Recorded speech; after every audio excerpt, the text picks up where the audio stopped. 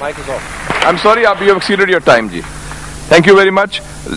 The last speaker for this discussion on national integration, Sayyid Adnan Kakakhel Sahib, seat number 93, Jamiatul Ulum Islamia, Banori Town, Karachi se ताल्लुक है इनका.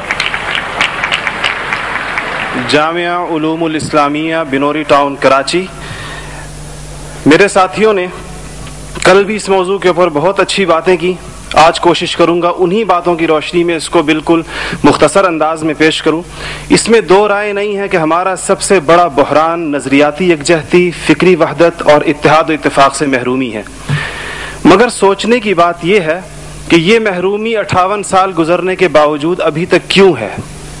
उसकी वजह यह है कि वो जो बुनियादी प्लेटफॉर्म दिया गया था कि पाकिस्तान का मतलब क्या, ला इलाहा इल्लल्लाह, उस पर कन्फ्यूजन्स पैदा कर दी गई. एक सोचे समझे मंसूबे के तहत अभी तक पूछा जा रहा है कि पाकिस्तान क्यों बनाया गया था, कायद का विजन क्या था. क्या ये चीज़ें बहुत क्लियर नहीं है? और क्या इस सवाल का जवाब मैं या आप दे सकते हैं या वो नस्ल दे सकती है जिसने तख्लीक पाकिस्तान के खाके में अपने खून से रंग भरा था. ये उनकी रूहों के साथ मजाक है, ये उनकी रूहों के साथ मजाक है, ये उनकी कुर्बानियों का मजाक है कि जी आप तो कट मरे, हमें समझ ही ना आया कि आपका मसला क्या था. हमारा दूसरा बड़ा मसला अमन व अमान की दिगरगुं सूरत हाल है और बदकिस्मती से इसको बाज़ औक़ात कहा जाता है कि इस्लाम जिम्मेदार है. हालांकि कुरान का मुताला बताता है कि सबसे ज़्यादा इस्लाम अमन व अमान के ऊपर जोर देता है. इब्राहीम अलैहिस्सलाम की दुआ तो ज़रा देखिए. मईशत की बात बाद में करते हैं, इकॉनमी की बात बाद में करते हैं, पहले अमन की बात करते हैं. फरमाते हैं रब्बि जअल हाज़ल बलद आमिना, इलाही मेरी इस बस्ती को अमन का गहवारा बना दे. फिर फरमाते हैं वर्ज़ुक़ अहलहु मिनस समरात, इसमें रहने वालों को इनकी मईशत भी ठीक कर दीजिए. और अल्लाह ताला भी जब अपने इनामात गिनवाते हैं तो फरमाते हैं इब्राहीम अलैहिस्सलाम को कि वइज़ जअलनल बैत मसाबतन लिन्नासि व अमना, हमने आपको एक ऐसी जगह बसाया जिसको बार बार आने की जगह और अमन का गहवारा बनाया. ये तो बात बिल्कुल वाज़े है. मसला ये है हमारा अमन व अमान तबाह क्यों हुआ, हमारा नौजवान किस तरह दहशतगर्दों का आला बना और हम रोज़ बरोज़ लाकानूनियत की दलदल में क्यों धंसे जा रहे हैं.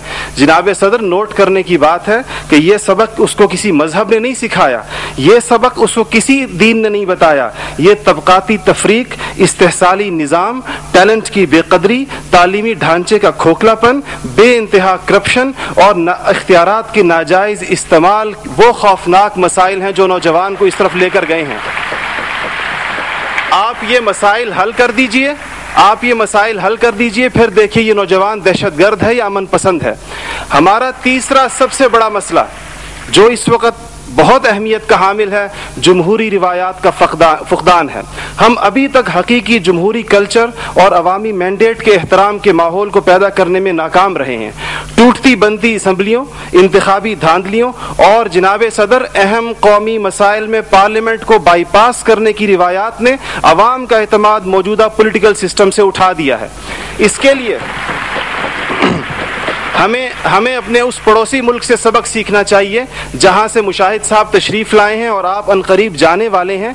उनकी और हमारी तारीख आज़ादी एक ही है. उनको और हमको हमें और उनको एक जितना वक्त मिला है, मगर उन्होंने अपने यहाँ जमहूरी अक़दार को इतना मजबूत कर दिया है कि हुकूमत कितनी नाकाम साबित क्यों ना हो जाए, कोई भी उफ्ताद टूट पड़े, ये नहीं हो सकता कि फौज बैरकों से निकले इक़्तिदार में आकर बैठ जाए. इसी तरह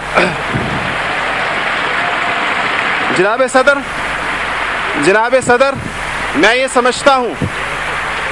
समझता हूँ कि आज इस हॉल में लगी हुई कायद की तस्वीर आपसे पूछ रही है, आगे आप खड़े हुए हैं कि जनरल तुम तो सरहदों के रखवाले हो, तुमको ईवान इख्तिदार की राह किसने दिखाई है. और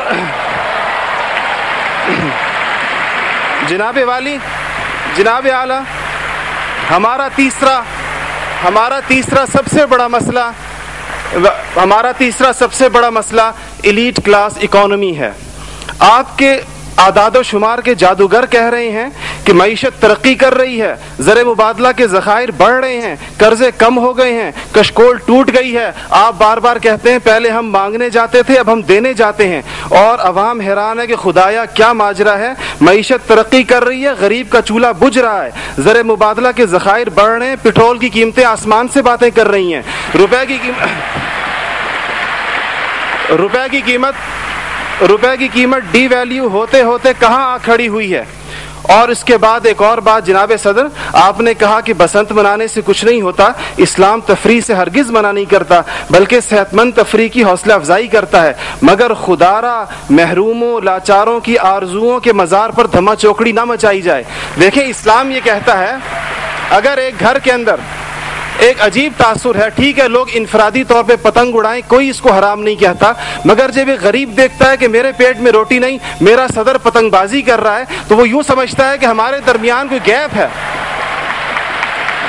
آپ بالکل وہ سمجھتا ہے, غریب کہتا ہے کہ میں, غریب دیکھتا ہے, غریب آپ کو اس کے احساسات کا بالکل اس طرح لگتا ہے ایک گھر کے اندر میت پڑی ہو اور آپ دوسرے گھر کے اندر ڈرم بجائیں کہ میں تو آزاد ہوں, غم تو تمہارا ہے میرا نہیں ہے. تو اس کو کوئی بھی اس کی اجازت نہیں دے گا, کوئی بھی مذہب کہے گا کہ نہیں, اس کا احساس کیجئے, اس کے اشک شوئی کریں, اس کو سینے سے لگائیے. اس کے علاوہ جناب صدر ایک بہت اہم بات جو ہم محسوس کرتے ہیں کہ بعض مسائل آپ کے لہجے کی کرختی کی وجہ سے خراب ہوتے ہیں. آپ بلوچستان کے عوام سے کہتے ہیں تمہیں ہم وہاں سے ہٹ کریں گے, تمہیں پتہ ہی نہیں چلے گا ہم نے تمہیں کہاں سے ہٹ کیا ہے. یہ چیزیں آپ قوم کے بڑے ہیں, آپ کو بالکل قوم سے اس انداز میں گفتگو کرنی چاہیے جس طرح آپ اپنے بیٹے بلال سے گفتگو کرتے ہیں. آپ کو اس کے جناب صدر آپ کا لہجہ جو ہے, وردی کی بات میری بہن نے کی, وردی کی بات تو آپ نے خود 14 کروڑ عوام سے کہا تھا میں 31 دسمبر کو اتار دوں گا, پھر قوم کے وسیع تر مفاد میں آپ وعدے سے مکر گئے. تھینک یو جی, شکریہ, مہربانی, تھینک یو. آپ کا ٹائم ہو گیا ہو جی.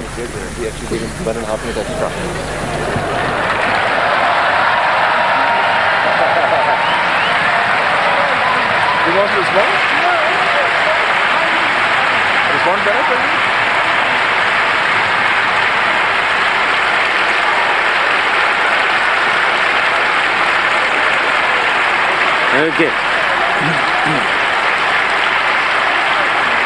Thank you very much.